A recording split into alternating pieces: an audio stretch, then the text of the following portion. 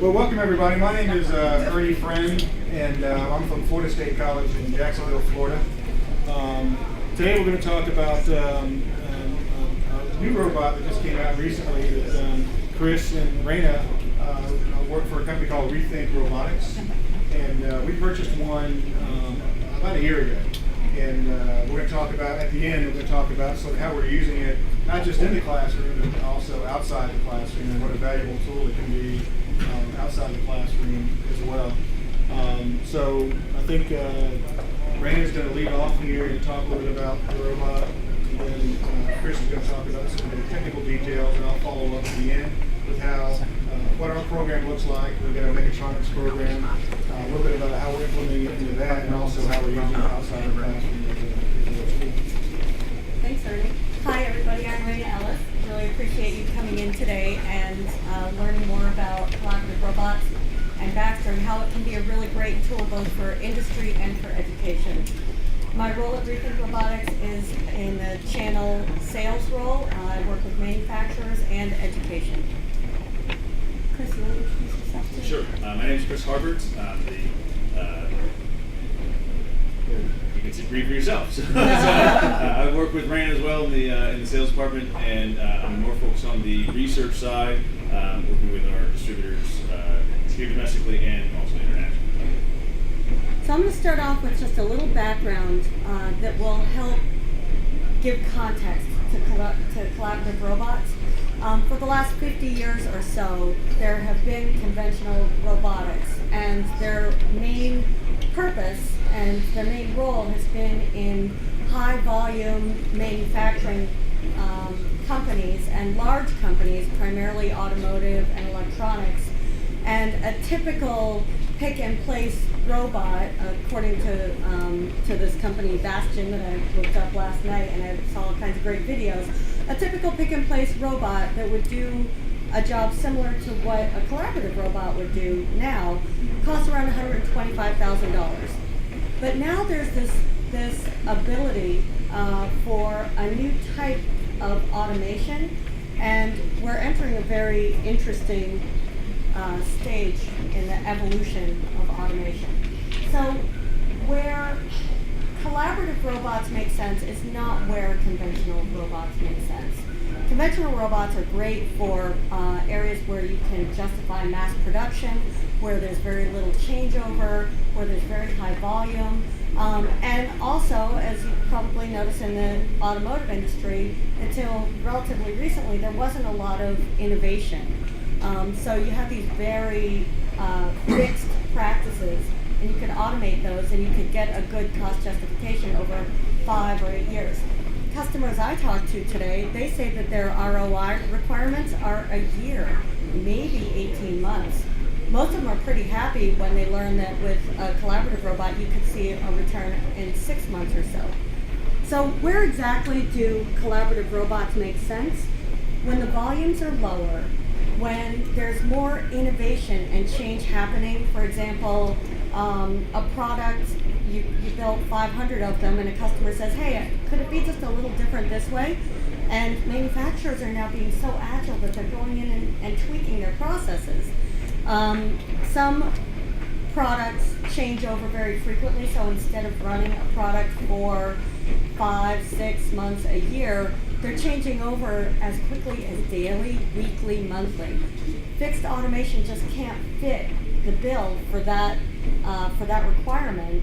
Once you spend all the money to engineer a solution with fixed automation, it kind of has to stay there and work out its return. So collaborative robots really fit where speeds and rates meet a collaborative robot capabilities. By design, collaborative robots are meant to work next to people, so they're not going to be really fast. They're not going to be this extremely accurate, precise robot that you may have seen in the past. It's much more of a human cadence. The International Federation of Robots gave me some stats that out of 160,000 robots sold last year, 86% of those went outside the U.S. And as I said, the majority were in automotive and electrical.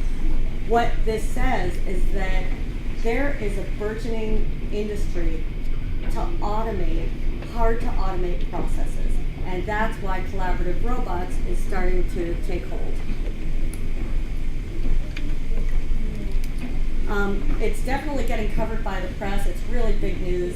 It's really fun to work at Rethink Robotics because when I'm on a plane or talking to somebody and I say that I work with Baxter the robot, they say, oh, is it with the, and everybody starts to kind of know who it is, and that's because it's been on 60 Minutes and the cover of Time and in a lot of places. But that's not to brag, that's to say that people are really interested in solving some problems that have been really hard to solve, and collaborative robots really help you do that. So today, I think maybe what you're most interested in is how are customers using this robot, and that's what my job is every day. I go out and do site assessments, walk manufacturing floors, help people identify where Baxter will and won't work. No, it's not good at making sushi. Yes, it's really good at packing a box and doing mundane work.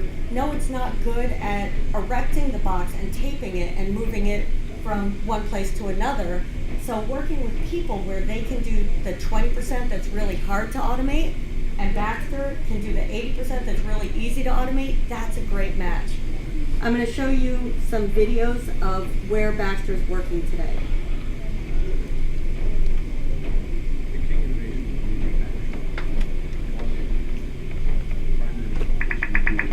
More waterproof connectors than anyone else. We also manufacture and sell a variety of accessories for the irrigation and electrical industries. King Innovation really believes in innovation, and we invest a lot in new technology. When I first saw Baxter and saw what he was capable of, I was skeptical. At the price point that he was at, he seemed too good to be true. And being from Missouri, I wanted to be shown. I wanted somebody to show me what can he really do. Right now we've got Baxter filling our dry con sealant tubes and our dry con grease tubes. These are waterproof silicone connectors. He's basically taking the part from our vibratory line and putting it into the machine to prepare it to be filled with our silicone product. This process was a very boring task. No one really wanted to do it. So what Baxter allowed us to do is to reassign our personnel to tasks that require a little bit more thinking. We run 3 shifts. We have a first shift, a second shift, and a weekend shift. And the return on investment is just going to be so fast because of Baxter's ability to work on all 3 shifts. At King Innovation, we're very seasonal, and so we use a lot of temporary employees. Baxter has not replaced any full-time employees, and at this point, with being in our busy season, he's not replaced anyone. We've moved people to other stations, and now people are just assigned to Baxter. He's another machine that someone would be assigned to run and troubleshoot and make sure that Baxter is producing to his full capacity. We've had Baxter for about 3 months, and we've already seen one software revision come through that made a substantial improvement in Baxter's ability to function. We're excited to see Rethink really investing in that technology, really working on the software and continuing to make improvements. 3. How many in here are educators? Okay, that's what I expected to see. So, why is this all of interest to you? Because what my customers are telling me every single day is, our employees, our operators aren't worried about losing their job. They're worried about working overtime on every holiday. They're worried about being able to get more productivity out. They're worried about growing our business. And what my manufacturing customers are telling me is that they're having a really hard time finding skilled workers that can take on the higher level jobs because the lower level jobs are not what the people in their areas actually want to be doing. They want to escalate their skill set. And so where this really applies to the educational community is bringing the workforce of the future to today and preparing people to be robot wranglers instead of box packers, for example. We're at a really unique point in the convergence of technology, interest from industry, interest from government. It's all coming together in a very powerful way right now. I hear so much excitement about manufacturing and the growth of manufacturing in this country. And so I think we have a huge opportunity to teach the new workforce new skills that enable them to continue to grow manufacturing. Turn it over to you, Chris. Thanks, Rainer. Thanks. I see a couple of folks standing in the back. We do have a couple of chairs spotted around down front here if anyone wants to sit down. And also should mention that we'll have time for questions at the end too. So come up with them, write them down, and you can fire them at us. So I'm going to tell you a little bit about how Baxter is being applied in various forms of education at different levels. And so some people ask us, well, why robotics? Right? Because there's all kinds of different machinery, manufacturing technology machinery, all kinds of other pathways to get folks engaged in STEM topics and this kind of technological education. But what I consistently hear from educators, and tell me if this matches your experience, is that robotics engages students of all different ages like no other kind of system. And so it's been described to me as sort of a gateway to get kids and young and old engaged in STEM. How do you get 10-year-olds to want to come after school, come on a Saturday, and learn about programming? Right? How do you do that? Well, you have this type of engagement with robotic systems. And so at Rethink, we have two versions of Baxter, and they're identical in their hardware. The only difference between them is the software that's loaded on them. Baxter for manufacturing is what Brandon showed you videos about. Everything's done by demonstration. No programming whatsoever. You don't pull out a keyboard, a mouse, teach pen, nothing. You show the robot physically what to do, and it does it back for you. We have a developer's version for coders. And what they get instead of that sort of ease of use, they get that full system control that you would need if you wanted to learn how to program a Fanuc arm in a GM factory, for example. Okay? And so we have these two platforms, and there is a convergence of them in that they have the same hardware, they have the same lower level motor controls, and therefore there's a translation that's possible between the folks that are doing kind of more advanced research topics and the folks that are doing maybe more applied type of research and education. And so as we look across the spectrum of where Baxter is being used today, we're seeing these sort of topical areas. And these are just some of the examples of what's being taught at these different levels. And this is not to say that these are exclusive. In fact, there's quite a bit of overlap, but I had to put something together that made some sense visually because I'm kind of a visual person. So we see Baxter being used in K-12 programs to teach Intro to Programming. There are 10 and 11-year-olds using Scratch, which is based on Python, which is what all of our example programs in the research platform are based on as well. And so they see this as sort of a graduation, they get familiar with Scratch, and then they can take all that work and apply it directly to a real life-size robot, right? Some other topics in mechanical design, 3D modeling. There was actually a fun little video done by a school system recently where they took a bunch of 6th graders, 6th and 7th graders, and they put Baxter in a simulated world to that Pharrell Williams song "Happy." And so Baxter's dancing around in simulation, right? And so the point wasn't about Baxter at all. It was about, hey, here's this thing, and we got all these 6th and 7th graders to spend an afternoon working in this simulation environment and understanding about the dynamics of the gravity compensation and motion planning and all those kinds of topics that maybe they wouldn't be as interested in otherwise.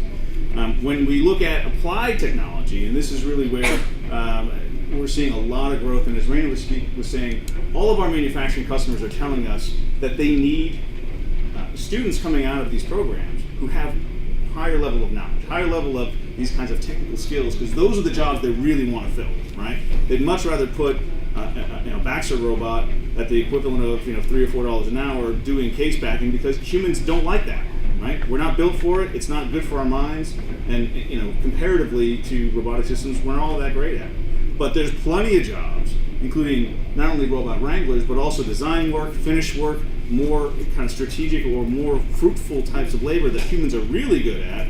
But at the end of the day, in all these factories all over the country, somebody's got to put the parts in the box, right? If they can invest in automation, flexible automation, then they need the higher skilled workers to come in and take those jobs and be meaningful in terms of the productivity of the overall company.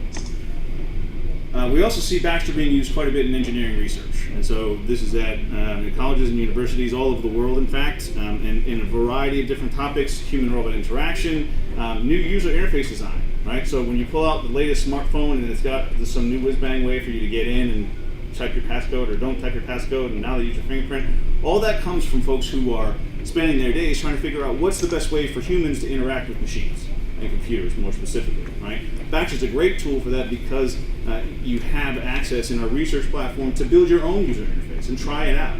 And because it's safe enough to work around humans with no cages, no light guards, and anything, really safe to work even around kids, you get that kind of back and forth that you really need to have a meaningful development cycle in that time.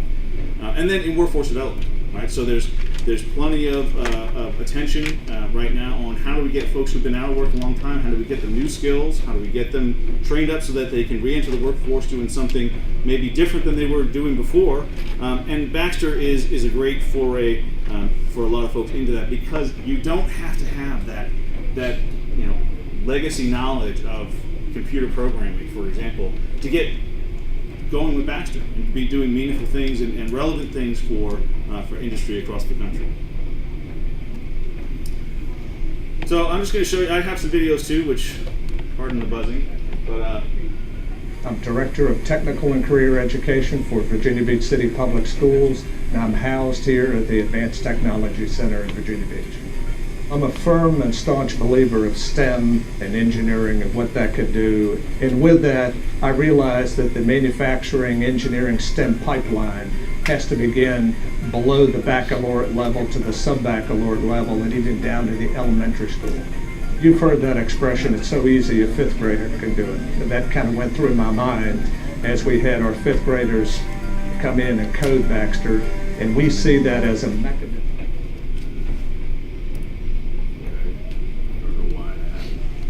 As an icon for STEM in Virginia Beach and the Advanced Technology Center, where students can look to him and get excited about science and technology and engineering and mathematics. To me, STEM just means innovation. I think it gives students a tool to really be whatever they want to be. Baxter has been not only amazing for research, but just amazing in getting kids excited about STEM. The first day that we rolled him in here, everybody stopped what they were doing, and everyone just kind of gathered around him. We've never seen anything like that. He's a lot different than some of the other manufacturing robots. One of the first things that I like is that he doesn't have to have a cage around him. You can actually work side by side with him. Also, with the display, it's almost like a smartphone display. So the kids are kind of starting to look at it and pick it up. And I like also that he can find his environment and adjust to the environment. So we can show on a small scale integration between man and machine. Baxter is amazing. He's a really cool robot and really user-friendly. It's almost like a new Apple product. You look at him and you know what you need to do. It's really interesting how little you need to actually learn in order to use him.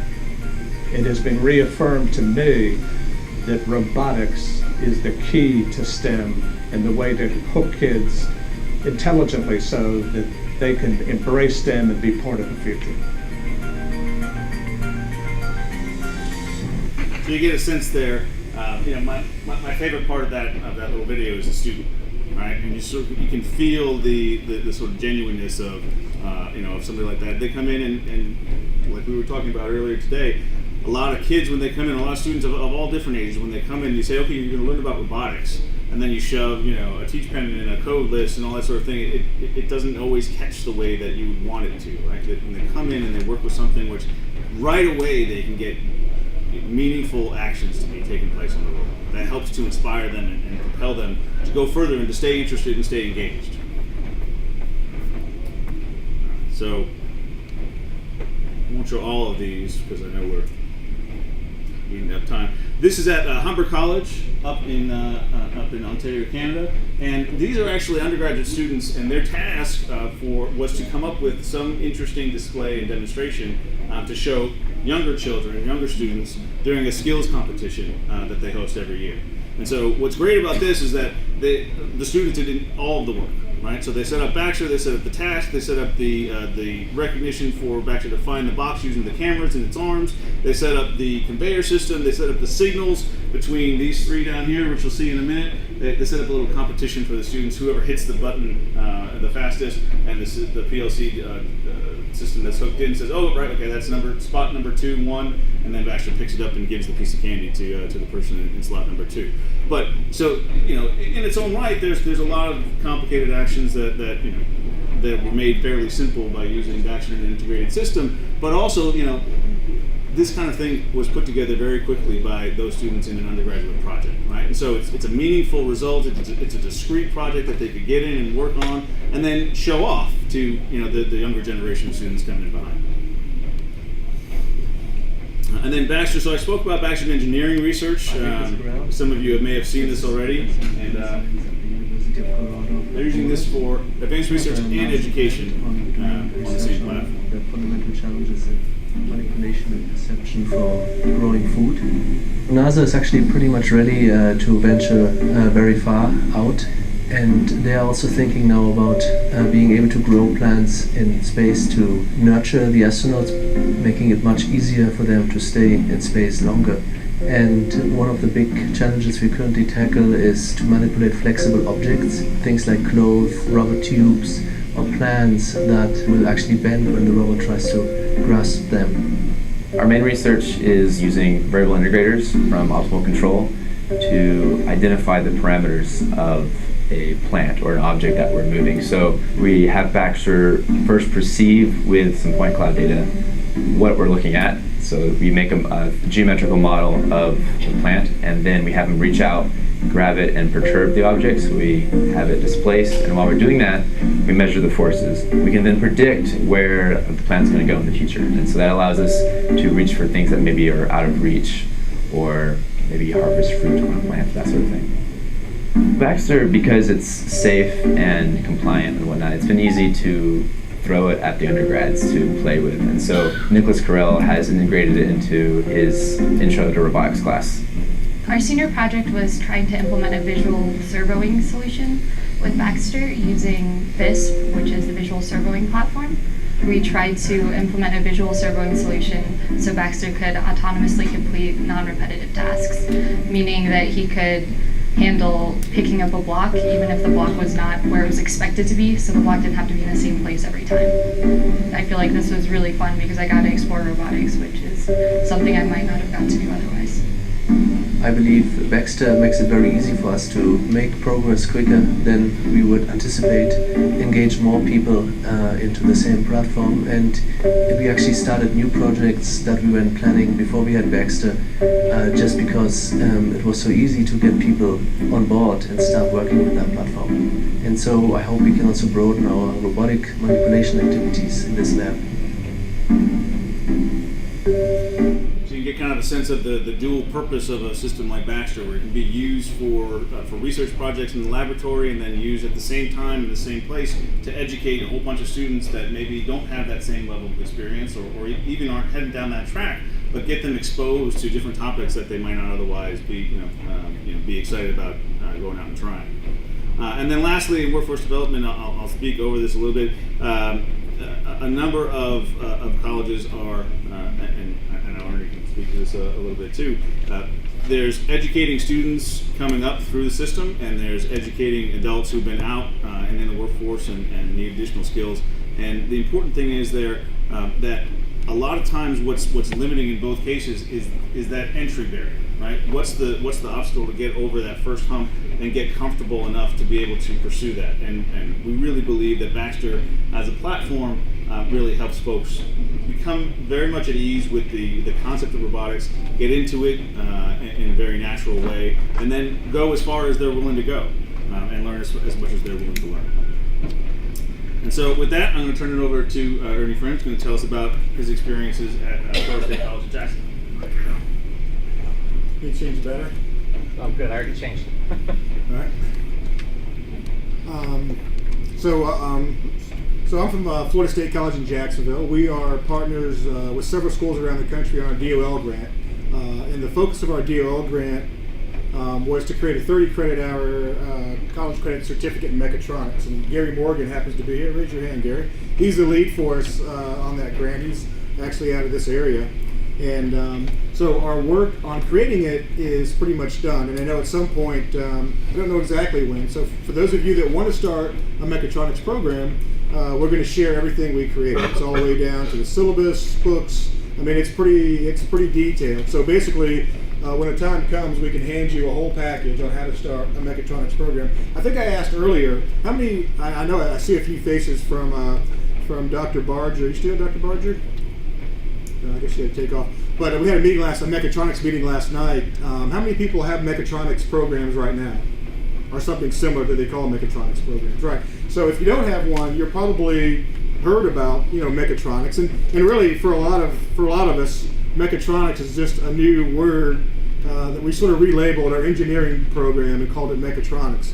And that word alone has made a huge difference in attracting new students. So from the grant perspective, it's a 30 credit hour, 1 year program, all hands-on skill-based with critical and soft skills embedded throughout. So our program, each school looks slightly different, but our program looks like this. There's 10 courses in our program, and this prepares people for going out in 1 year from knowing nothing about manufacturing or mechatronics, going out and getting a job in the field. And we've been very successful at that. We're working on our 4th or 5th cohort for the mechatronics program. 2 of the cohorts have graduated, and we're seeing great success in getting them placed.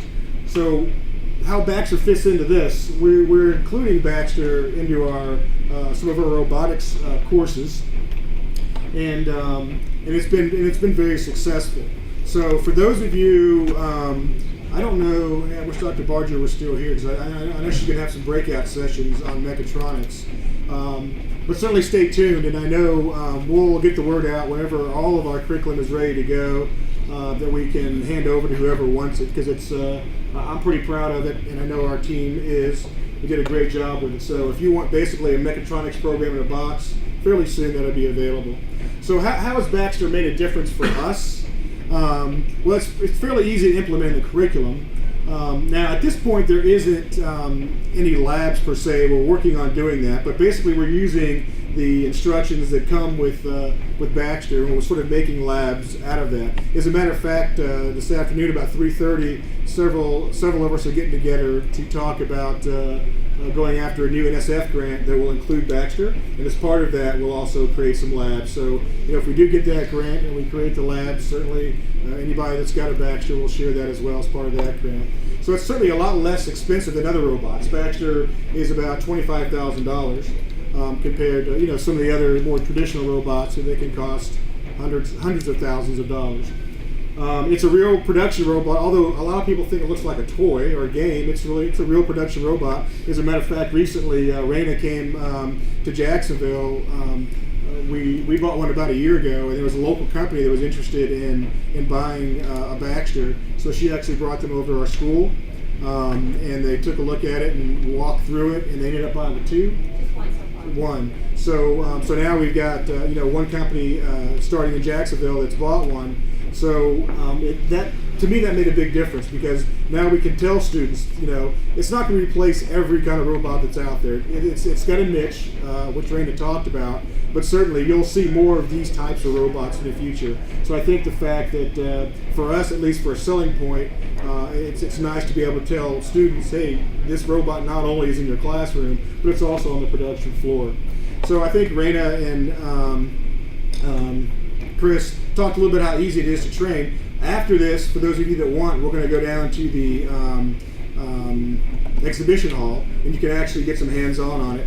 If you can't make it immediately after this, I think Chris and Raina are going to be there for the next today and tomorrow. So if you go to the exhibition hall, you can't make it after this session, you can go get some real hands-on how it works. And like I said, it's not a replacement. This isn't the only robot we have. We still have the traditional robots that we teach students how to use, because those are the predominant robots that are there today. Another good use for it is in summer camps. How many of you all do summer camps to attract high school students?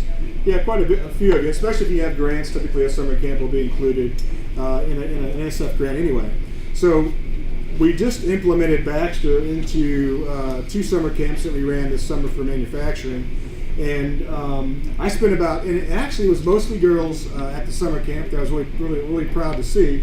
I spent about probably literally 10 minutes showing them how to operate Baxter. And they basically pushed me out of the way after that because they wanted to do it. They spent the next few days actually creating tasks for Baxter to do.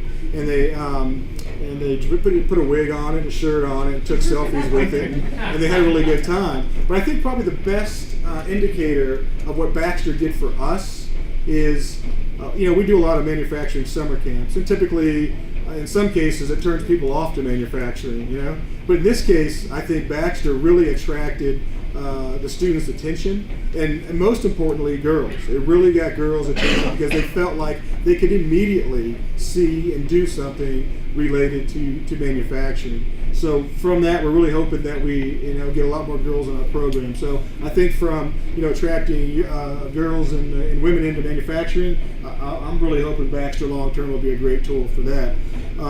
Now, marketing and recruiting. How many of y'all have open houses probably every year, right? Or several times a year? So, sort of like us, we've got, our school's fairly large. We've got about 60,000 students. And so we've got over 100 programs. So typically on an open house, there'll be 150 tables in a large area. And we have our sign up there, manufacturing, and most people kind of walk by, manufacturing, that's not really for me. This year, we put Baxter behind our table.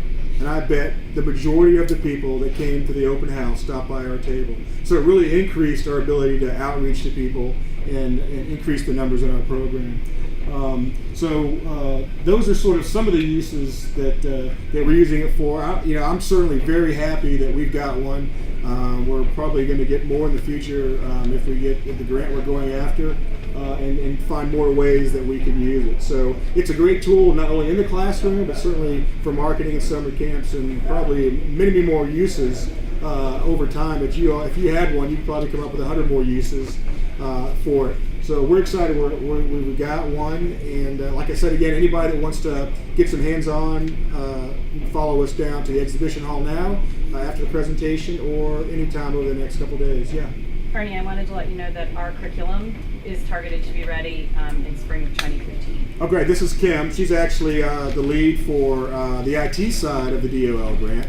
And so it was when? Spring of 2015. Spring of 2015. Okay, good. So I don't know how we're going to get the word out to people who aren't involved in the grant, but certainly through conferences and whatnot, we'll give you basically a mechatronics, or we've got another program called Cyber, which I'm also involved in. So basically, you can create a cyber program, 30 credit hour program that's embedded into a 2-year degree, or mechatronics, 30-hour credit program that's embedded into a 2-year degree. Basically a program in a box. Basically, we're going to end up supplying to anybody that wants it. So that's the end for me. Are there any questions for any of us? Yeah. What kind of jobs do graduates of the 30 credit certificate get? Basically any job in like production. It depends on they all have different titles. Production technicians. So they're sort of above entry level, really, because they do have some good experience. So we're working with all the big employers in Jacksonville, and they're scooping up our the graduates. So anything that has to do with the production floor is basically what that program prepares you for. So whatever titles that company uses, those are the kind of jobs that it's preparing you for. That answer your question? Okay. Yeah. How do you foresee robotics in the TV and film industry? I don't know. I'm not really a TV or film industry person, but I bet if you close your eye, is that what you're in? Part-time. Okay. I bet if you close your eyes for a little bit, you could probably think of a lot of uses. I'm not sure how the TV industry works. I don't know if if you have to transfer stuff or how that would work, but I'm sure if you would probably know better than me, especially after seeing the robot and what it can do. You could probably come up with 20 uses, fairly quickly, I'm sure. Anybody else? Yeah. The lead time is approximately 1 to 4 weeks at any given time. Right now it's 1 week because we're built up for the end of the busy month.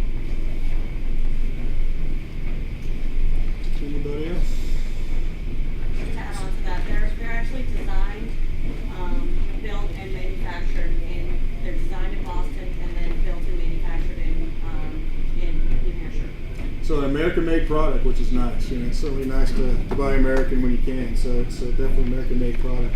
How many? Just show of hands. How many would you be interested? How many would be interested in our DOL grants, mechatronics or cyber curriculum? Okay. Well, I wish we had a sign-in sheet. I didn't even think about that. I have business cards, so if you want to give them to me, I'll collect that. Oh, great! So if you're interested, thank you, Kim. That's I me. appreciate Bring it. me a business card. Yeah. So give Kim your business card, or write on the back of somebody else's or something, and then she'll get a list. And as soon as we have it available, we'll get it to you. So it's exciting. Certainly, I think that's a great thing about this conference for sure is everyone shares. I mean, this is a great conference to learn, but also to share and give what you've created. Any other questions for Chris or Raina? Okay. Yeah, how many people want to go downstairs and see it now? Okay, so Chris and Raina are going to head back down there now. It's all up and ready to go. And if you can't make it now, certainly as you walk through the exhibition hall, you'll see Chris and Raina down there.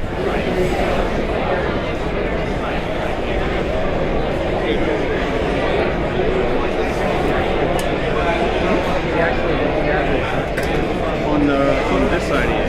So with his left arm on the right side, he's actually looking for those parts. You can see him searching. On the right side, he's just using Sorry, I hope you're going to that's start just a over. trick right here. But what a lot of people do is they'll put an inspection camera right here. And then